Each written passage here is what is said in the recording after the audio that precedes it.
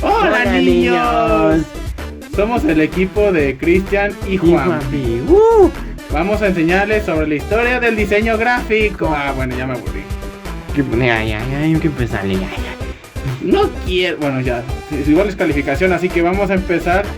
Pero tenemos que ir por orden. Sí, niños. ¿Y los niños? No manches. ¿Dónde están? Se nos secuestraron. Bien. Muchachos, se van a grabar. ¿No se están grabando? No.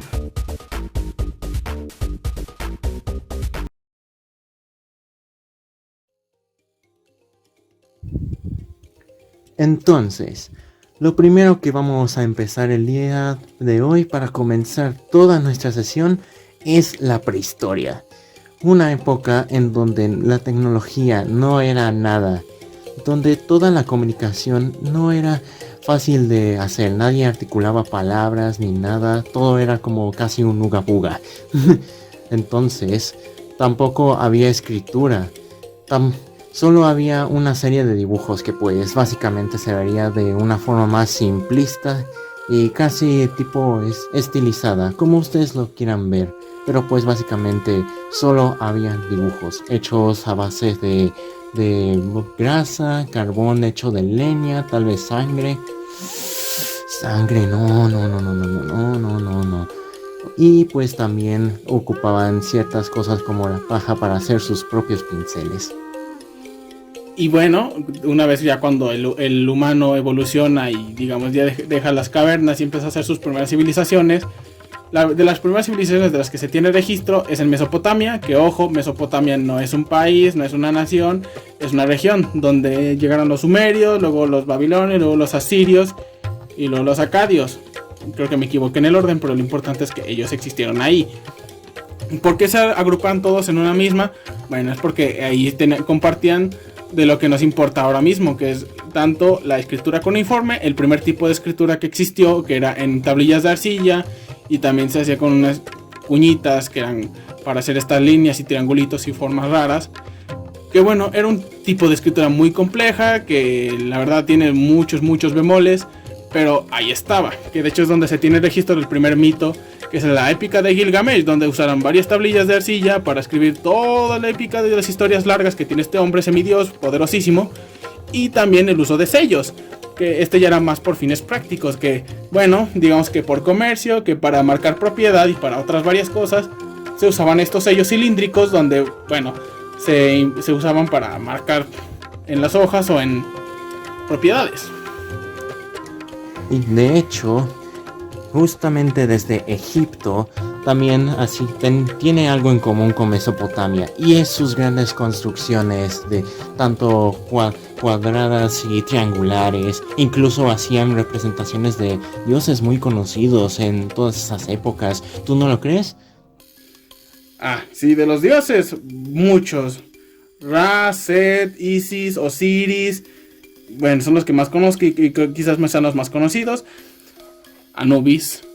El Anubis. Y de hecho, pues básicamente los representaban a base de piedra, de barro, de joyería, porque pues eran expertos en la joyería. Incluso también utilizaban la cristalería y la metalurgia. Los jeroglíficos. Y también los jeroglíficos, sí, también, que pues ahí es donde también expresaban sus letras a base de grabados. Incluso crearon el papiro para todo ello. Y hablando de papiro, también es importante, ahora vamos a hacer el pequeño salto hacia China. Que China es un lugar muy importante para muchos desarrollos tecnológicos, artísticos, escritura. Bueno, China es muy importante aún a día de hoy. Lo que nos importa ahora es primero la creación de tanto de caligrafía china, la impresión con xilografía, que era usar madera, tallarla, ponerle tinta, que es cierto, tinta china, que también a día de hoy se sigue usando. Obvio. Sí. Y se pintaba con tinta ese cachito de madera tallado y pum, se hacía. Entonces, por ejemplo, se tiene el registro de que ¿cómo se llama? El juicio. El Sutra de Diamante, señor. Gracias, Juan.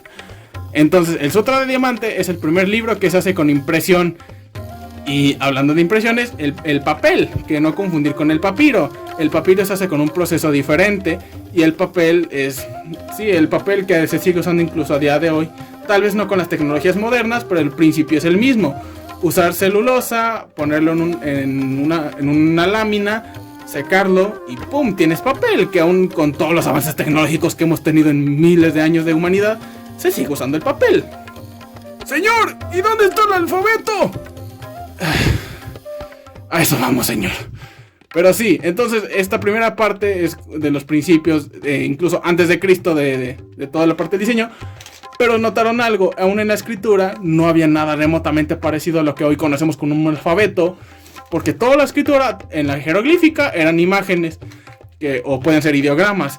En la escritura cuneiforme eran realmente cosas complejas y que ni siquiera existían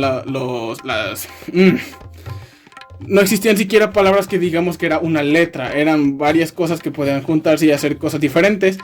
Y la escritura china no la conocemos, que nosotros mismos aquí desde nuestra experiencia occidental no las entendemos bien.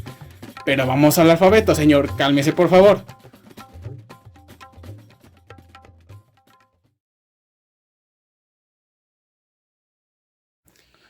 Bueno, aquí vamos a empezar con Fenicia en el capítulo número 2.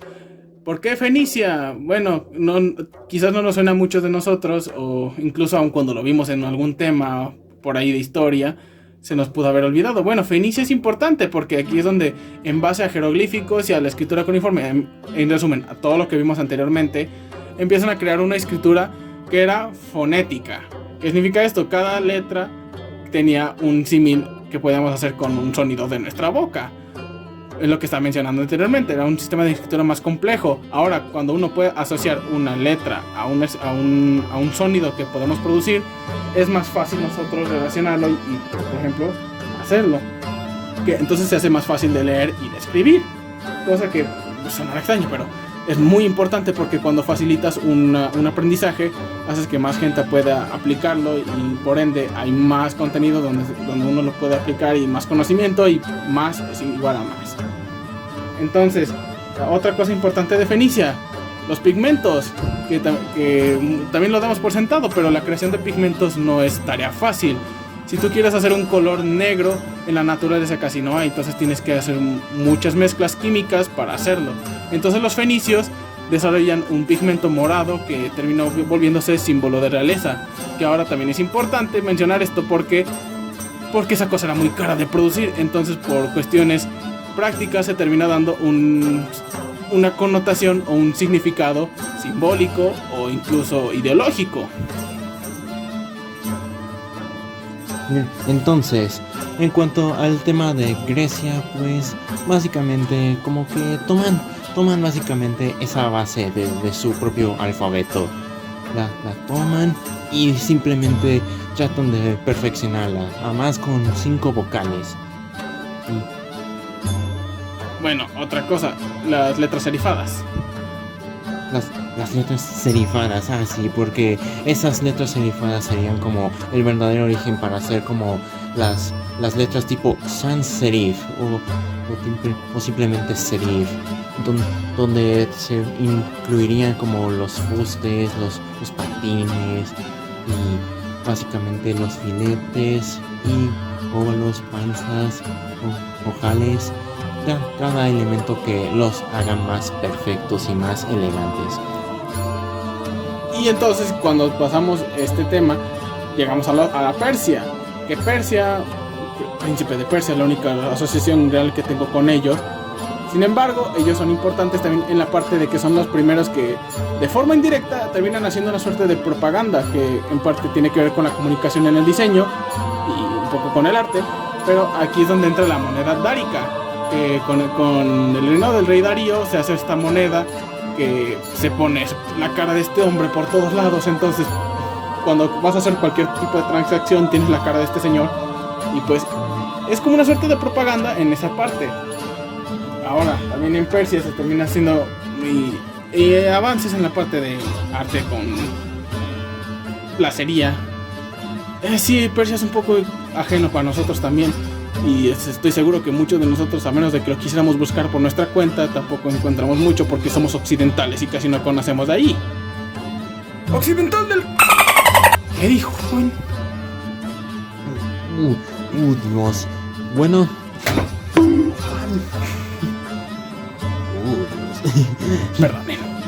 Pues bueno, resulta ser de que pues Roma básicamente agarra básicamente este mismo concepto de que pues tenga cierta elegancia sus propias letras, así como cualquier otro. Básicamente también hacían lo mismo los romanos, de básicamente ahora escribir todas sus letras a base de los grabados y todo ello con puro martillo y clavo para tratar de hacer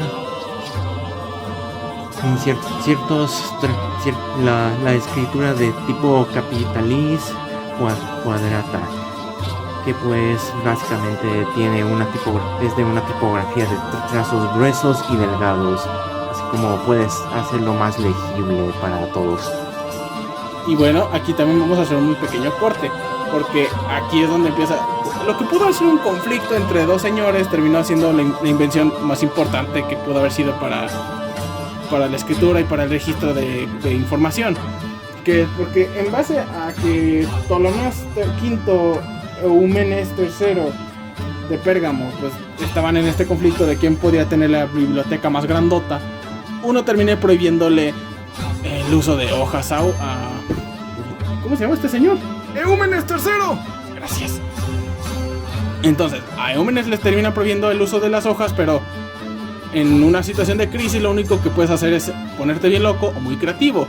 Entonces se puso creativo, entonces se nace el pergamino, que en base a cuero terminas haciendo una suerte de hoja que al final termina siendo más resistente, más eficiente, pero más cara. Y una vez ya cuando tienes eso, alguien se lo ocurrió, oye, ¿qué tal si cosemos todas estas hojas? Entonces nace el códex, que sea el equivalente al libro, con una palabra más fina. Pero sí, con el nacimiento del pergamino, la recopilación de información se termina siendo más eficiente. Que hayan quemado la biblioteca de Alejandría es otra cosa, porque alguien se puso bien loquito y quiso incendiar miles de hojas con información para la posteridad. ¡Qué bonito es el cristianismo! Hombre.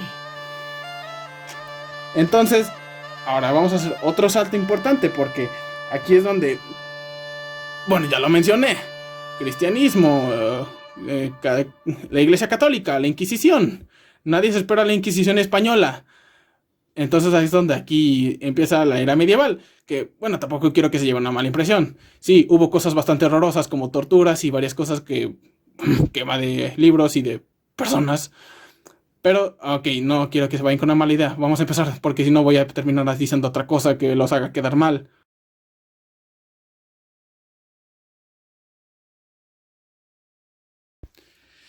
Y bueno, vamos a empezar con el tercer capítulo, que viene siendo todo lo que viene incluyendo el medioevo, que sí, los dejé un poco mal parados porque sí pasaron muchas cosas malas, pero también pasaron cositas bonitas. Por ejemplo, lo que viene siendo el tatarabuelito de lo que quisiéramos llamarlo diseño editorial, los manuscritos medievales.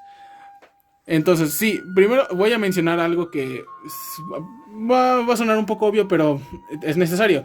La religión tuvo mucha influencia en la época, todo lo que fue la época medieval, tanto en el arte como en lo que vamos a ver ahora mismo, que es los manuscritos. Que bueno, la iglesia terminó tomando mucho control de la información. ¿Y por qué? ¿No había algún estado que los detuviera? No, los estados estaban arruinados porque Roma cayó, muchas civilizaciones estaban reconstruyéndose de las cenizas y pues muchos de ellos habían salido de la conquista de Roma y estaban apenas parándose en sus pies porque alguien se los había quebrado, Roma. Y bueno, la iglesia es la que termina funcionando el papel central de el feudalismo, la parte de la control de información, de la parte de tener una fe que te ayude a levantarte todos los días porque viva Cristo Rey. Y bueno, eso. Y hablando de la iglesia, hay que mencionar los vitrales. Estoy muy seguro de que ustedes siempre se van a misa los domingos, los sábados, Espero. en cualquiera de esos días. Y siempre se han topado con estas ilustraciones que son cúbicas, geométricas, triangulares, circulares, que reflejan una figura muy conocida dentro de la Biblia. Incluso se refleja muy bien con sus colores y con la luz del sol. Y bueno, también quiero mencionarle que ya habéis empezado con el tema de los manuscritos. Pero sí, esto se divide por muchas épocas porque hay muchos años que abarcan el medioevo.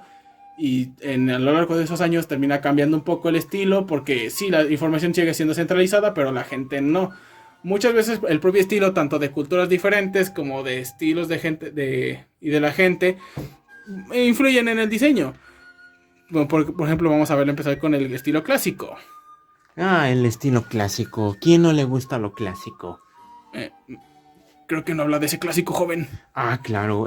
¿Te refieres a esas letras uniceles y Unicel. uniciales y semi-uniciales? Vaya, eran justamente esas letras. Aunque pues básicamente venían como acompañadas de ciertas ilustraciones que pues eran sencillas, pero eran muy de excelsa.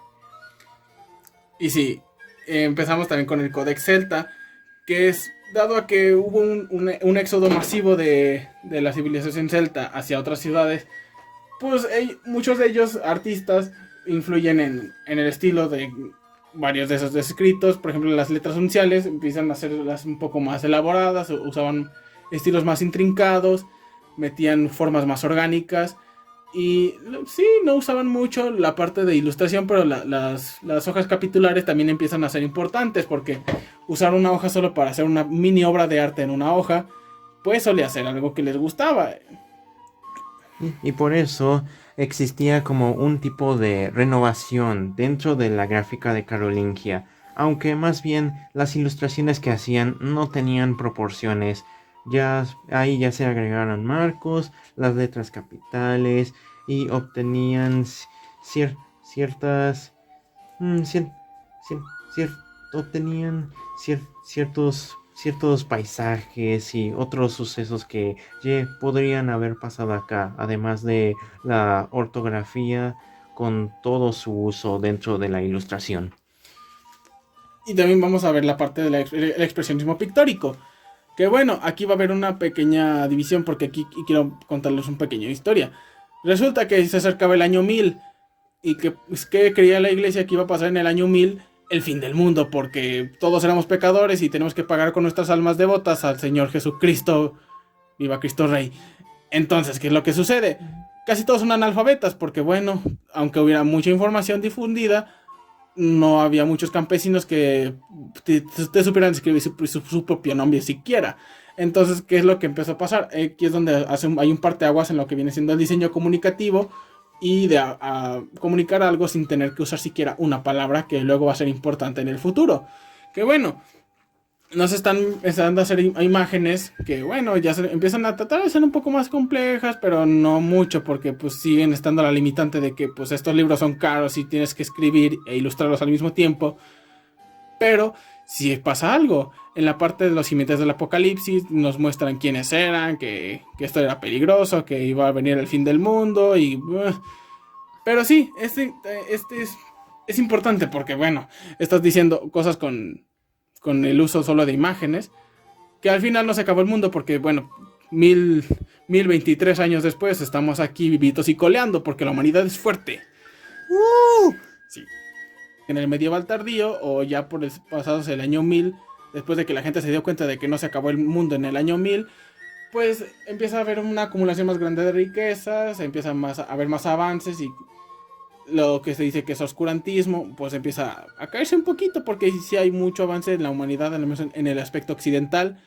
Y lo que nos compete ahora mismo en la parte del escrito evoluciona. Ya entonces llegan el tipo de letra gótico que el cholo de tu cuadro va a estar bien agradecido porque ya sí puede hacer su tatuaje con letras chidas. Y en la parte de la ilustración empieza también a haber avances porque existe ya el espacio ilusorio que viene siendo que hay más de un plano, más que solo la hoja, que son 2 dimensiones y que hace ilusión de 3 dimensiones, que empieza a haber más, más ejemplificación de diferentes tipos de ilustraciones. Por ejemplo, los musulmanes, que tenían más decorados y también ya estaban nadando en dinero y en riquezas. A las hojas también les ponían decoraciones de oro, que bueno, se hacía también un poquito antes, pero era tan raro o en cantidades tan pocas que igual se podían ver, pero no mucho. Aquí ya se excedieron. Y bueno, ¿quién quiere ver cómo cae la era medieval con un tipo que hizo una impresora? Yo.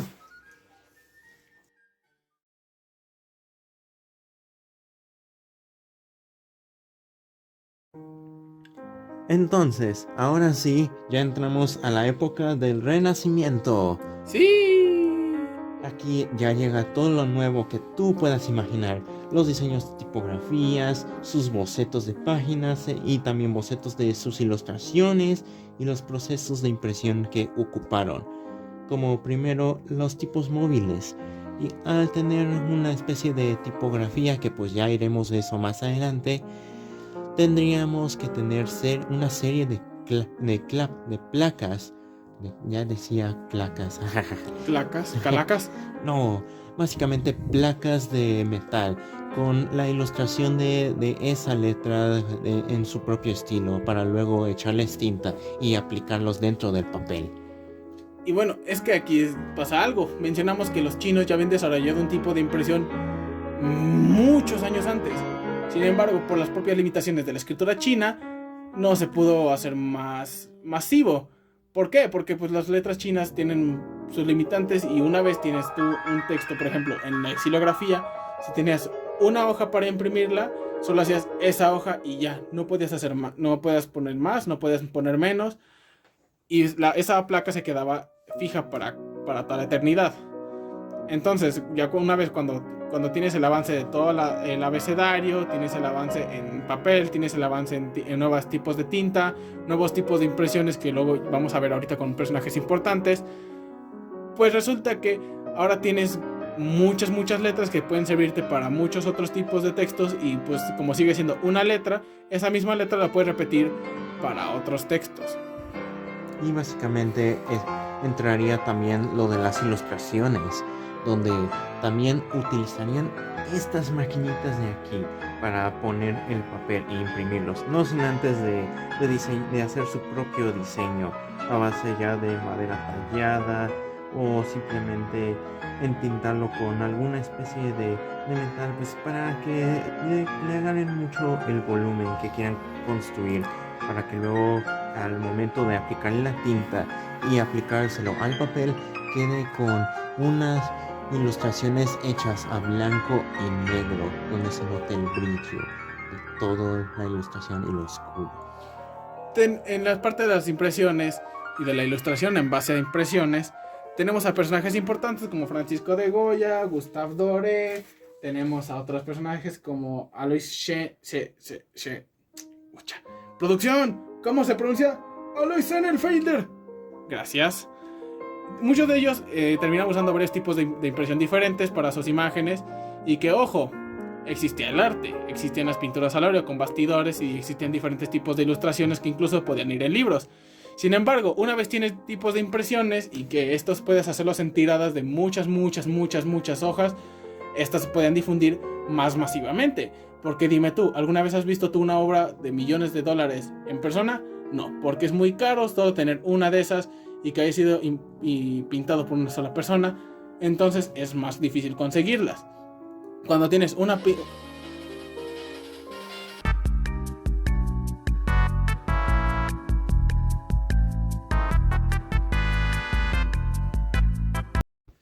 Ya les dije que no quiero su seguro de vida. Ya estoy endeudado con Coppel, maldita sea. Ay, Dios, ¿por qué nos tiene que pasar otra vez? No. Chao. Vamos, vende. No. Señor, estamos grabando otra vez. Sí, ¿por qué la avisan? Háblanos al aire, vamos. Bueno, seguimos. Me había quedado en la parte donde estaba mencionando a los ilustradores, donde estaba mencionando a varios otros personajes importantes. Y bueno, terminando de mencionar a los ilustradores y a varios tipos diferentes de impresión, como la litografía, xilografía otra vez, pero ahora implementado para ilustraciones, los tipos móviles. También llegamos a que, bueno, muchos de lo que podemos llamar tipógrafos empiezan también a hacer muchos avances en la parte de la legibilidad, en la parte de la evolución de materiales, como tenemos al ejemplo de Baskerville, quien hace varias mejoras en la parte de la tinta, que se vuelve más químicamente estable y aparte también termina siendo más legible. Y el papel, que bueno, antes el papel cuando se creaba no terminaba siendo blanco como lo vemos hoy en día. Era bastante amarillento, a veces tenía como tonos más oscuros, pero no llegaba a ser blanco. Decían en su momento terminó siendo un papel tan blanco que decían que los iba a dejar ciegos, pero pues aquí estamos. Así es, pero no olvides al padre del cartel moderno. ¿Cómo se me está olvidando? Soy un tonto. Estúpido Coppel. Bueno. Sí. Bueno, me harías los honores, dado que yo lo olvidé. Sí. El mismísimo padre del cartel es nada más ni menos que Jules Cheret. Toda su inspiración así de ganar dinero es básicamente haciendo sus propias ilustraciones desde Londres. Y pues básicamente ha sido como el primero también de introducir el método de las impresiones de litografía para todos los carteles masivos en el mundo. Sí, eso es muy cierto, ya lo mencionó. Pero también ahora vamos a empezar a dar un pequeño salto que ahora va a dar una breve introducción de lo que vamos a ver de lo que va a ser las épocas ya más cercanas al siglo XIX, ya rozando a la actualidad, que viene siendo una breve mención a la revolución industrial. La revolución industrial viene en una época donde hay muchos tipos de revoluciones sociales, donde ya hubo bastantes avances tecnológicos, y pues con la llegada de varios tipos de máquinas como la de vapor, pues ahora también en la parte del diseño gráfico, en la parte de la comunicación termina siendo más masivo todavía. Ahora tienes máquinas que pueden hacerte varios procesos repetidos una y otra vez. La parte de la mercancía ya puedes hacerlo muchas veces y puedes hacerlo más eficiente. Los burgueses se llenan de dinero los bolsillos y significa que ahora con más dinero puedes hacer más, porque el dinero es dinero. Sí, MC Dinero, mi Dios. Así es. Pero bueno, entonces aquí vamos a empezar con la parte del diseño victoriano, que pues Reina Victoria, bueno, está en nombre a ella, pero no es porque ella los haya hecho, sino porque está mucho de este tipo de arte que viene siendo muy opulento, ostentoso, que no son exactamente prácticos, pero mira cuánto dinero tengo. Es por eso mismo que son diseños más complejos, que igual no son exactamente prácticos, pero son muy bonitos a la vista. Digamos, por así decirlo, es más decorativo que práctico. Excelente. Y una vez ya terminando todo esto, por fin llegaremos al capítulo 5. Siglo XX, cada vez más cerca. Oh, sí.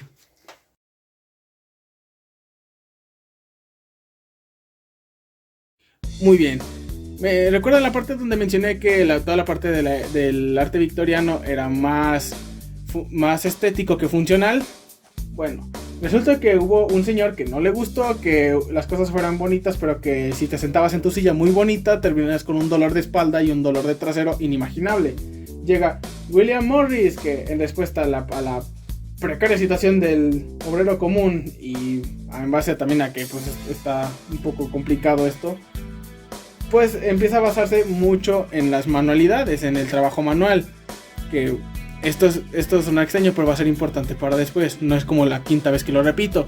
Ok, en base mucho al diseño medieval y a todo al proceso, que es más artesanal, digo, ya todo está haciéndose casi de forma automática con mucha maquinaria, pero cuando se hace algo manualmente, que se puede decir que se hace con más cuidado y se puede hacer más especial para cada uno. Entonces, en base a diseño medieval y con la filosofía de que las manualidades está superior a lo tecnológico, empieza a haber tipos de diseños sencillos, pero también más funcionales.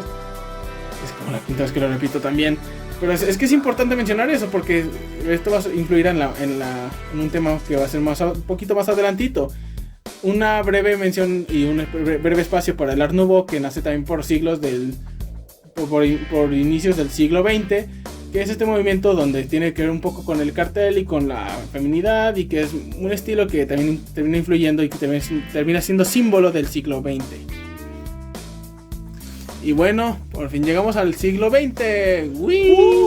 Ya, el capítulo 5 nos introduce nuevas cosas, como la Bauhaus. Ese estilo que pues básicamente trae lo más nuevo del diseño, así como también trae una escuela que pues los ayuda a crear diseños simples, sencillos, y que ayuden a crear nuevos diseñadores gráficos con los mejores. Sí, la parte donde mencioné el Art and Craft es por la Bauhaus.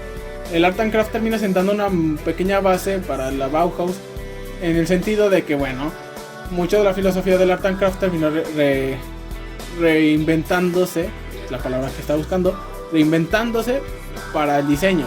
Aquí se incluyen tanto arquitectos como artesanos, que es donde incluyen Art and Craft, y a lo que viene siendo el diseñador, que como tal no existía una carrera como diseñador gráfico. Antes eran artes por separados, era un ilustrador, un tipógrafo, era un dibujante o un artesano, que en este caso se tomó por separado. Y luego de ahí pues llegamos al puro modernismo, el movimiento modernismo, que pues no lo aceptaban muy bien desde un principio al menos, pero con el pasar del tiempo ya todo fue aceptado. Y gracias a todos los esfuerzos de un tipógrafo como Jan Sichold o William Addison Diggins, que pues también terminó haciendo como tipografías experimentales, y pues básicamente revolucionó todo el diseño y la tipografía en 1928 a 1929 con su Futura, y luego el año siguiente siguieron como con más migrantes, y pues básicamente crean bastante. Cierto, hay algo que tenemos que mencionar, y es un contexto histórico importante que también va a influir en la parte siguiente. ¿Por qué en este hay un punto de quiebre? Bueno, si alguien se acuerda de sus clases de historia, inicios del siglo XX, pues resulta que porque alguien le dio un balazo a un príncipe austriaco y se empezó a hacer una guerra entre todos contra todos, porque todos estaban armados hasta los dientes, y empieza lo que sería la Gran Guerra o la Primera Guerra Mundial, porque la conocían la Gran Guerra porque no sabían que habría una secuela con un señor de bigote chistoso.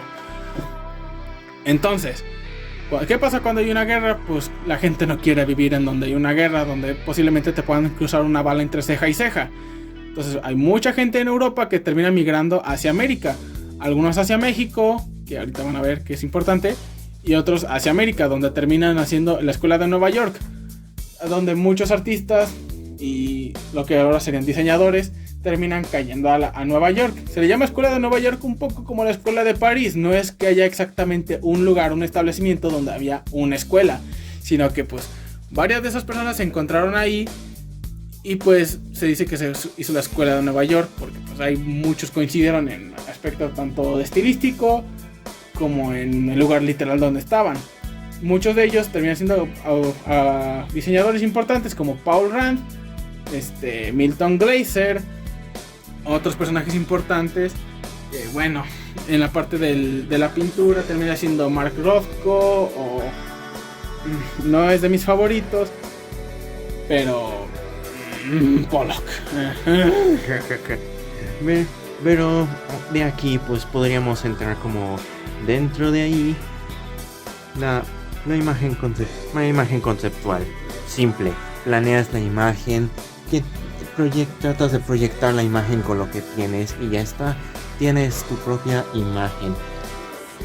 Aquí hay que mencionar algunos artistas importantes que, bueno, terminan entrando a la parte del diseño gráfico. Por ejemplo, perdón. Producción, ¿cómo se pronuncia? Odio estos nombres europeos. Rodchenko. Gracias. Bueno, Producción, olvídenlo. Tengo que pedir la ayuda de producción porque estos nombres son demasiado complicados. ¿Qué? ¡Que los digas tú! Perdón. Tadeusz Trepkowski. Henryk Tomaszewski. Gracias. De nada. No me pegues, por favor. No lo haré porque ya me hiciste un favor.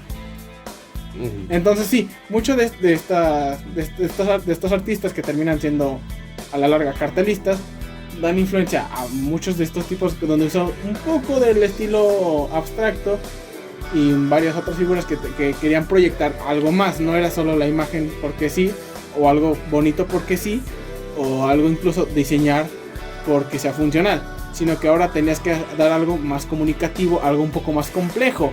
La imagen tenía que dar alguna connotación y un concepto, la conceptualización.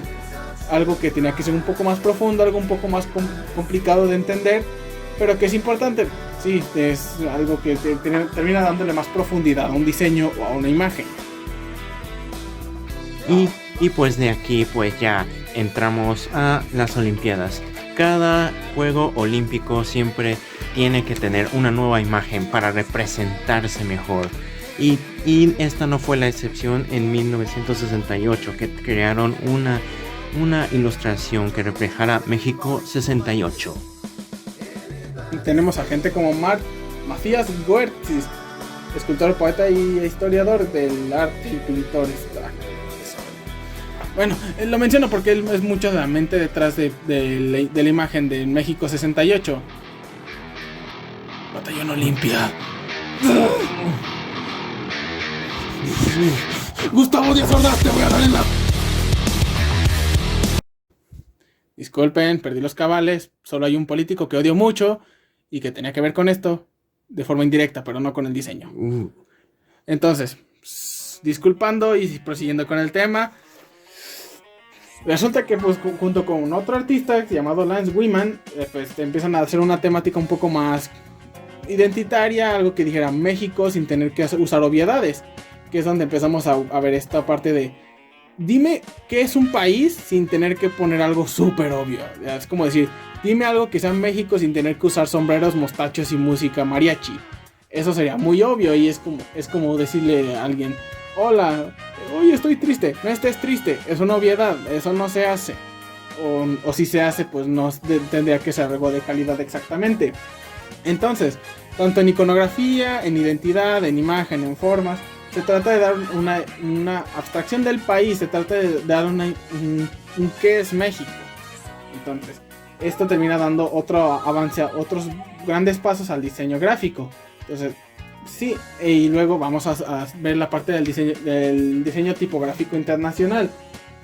Donde, bueno, la parte de la tipografía ahorita lo olvidamos un poquito, solo un poquitito. Pero más que nada es porque, bueno, aquí empieza a haber algo más importante.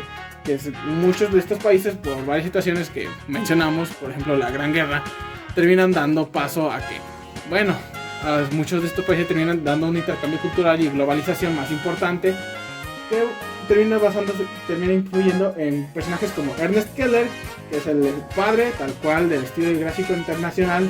Otro más a la lista de personajes muy importantes para el diseño gráfico, como Theo Bellmer. Producción, si se dice así. Simón, gracias. Theo Bellmer. Entonces, muchas de estas necesidades de un nuevo mundo donde había otros tipos de identidades estructurales, la legibilidad también tenía que ser algo más importante, dado a los elementos más sencillos. Se tuvo que dar algo muy preciso y también que sea muy identificable. No tenía que ser solo sencillo porque sí, tenía que ser identificable.